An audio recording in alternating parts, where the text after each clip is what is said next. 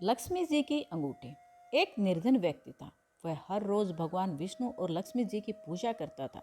एक बार उसने दीपावली के दिन भगवती लक्ष्मी जी की श्रद्धा भक्ति से पूजा अर्चना की। कहते हैं कि उसके आराधना से लक्ष्मी जी प्रसन्न हुई।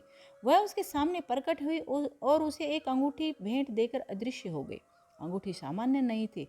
उसे पहनकर जैसे ही अगले दिन उसने धन पाने की कामना की, उसके सामने धन का ढेर लग गया। वह खुशी के मारे झूम उठा।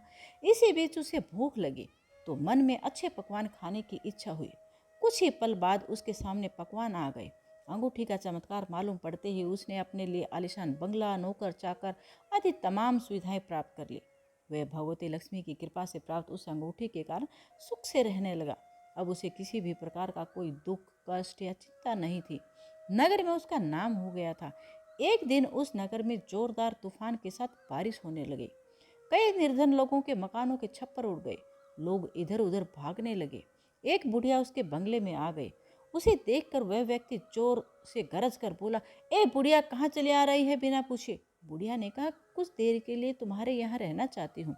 लेकिन उसने उसे बुरी तरह डांट डपट दिया।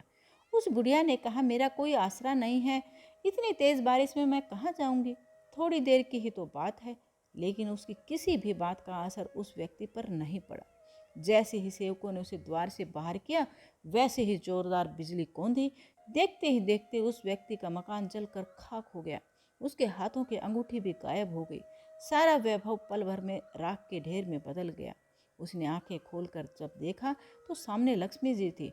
जो बुढ़िया कुछ देर पहले उसके सामने दीनहीन होकर गिड़गिड़ा रही थी, वही अब लक्ष्मी जी के रूप में उसके सामने मंद मंद मुस्कुरा रही थी। वह समझ गया कि उसने बुढ़िया को नहीं, साक्षात लक्ष्मी जी को घर से निकाल दिया है। वह भगवती के चरणों में गिर पड़ा। देवी बोली, तुम इस योग्य नहीं हो। जहाँ निर्धनों का सम्मान नहीं होता, मैं वहाँ निवास नहीं कर सकती। यह कहकर लक्ष्मी जी उसकी आंखों से ओझल हो गई। तो दोस्तों, जब भी कोई इंसान, जब भी कोई मनुष्य या कोई भी जब हमारे घर में आता है, तो हमें उसका तिरस्कार नहीं करना चाहिए। उसके मान सम्मान देना चाहिए। उसे जलपान करवाना चाहिए। हमारे देश में कहते हैं कि घर आया इंसान मेहमान के घर आया मेहमान भगवान के समान होता है। तो भगवान हर मनुष्य में मौजूद है। तो हमें हर इंसान का मान सम्मान करना चाहिए। उसका किसी भी प्रकार से उसका अपमान नहीं करना चाहिए।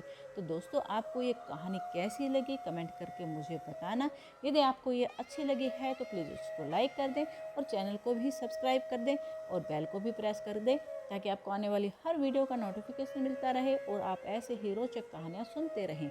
वीडियो देखने के लिए मैं सरोज सांगवान आपका धन्यवाद करती हूँ।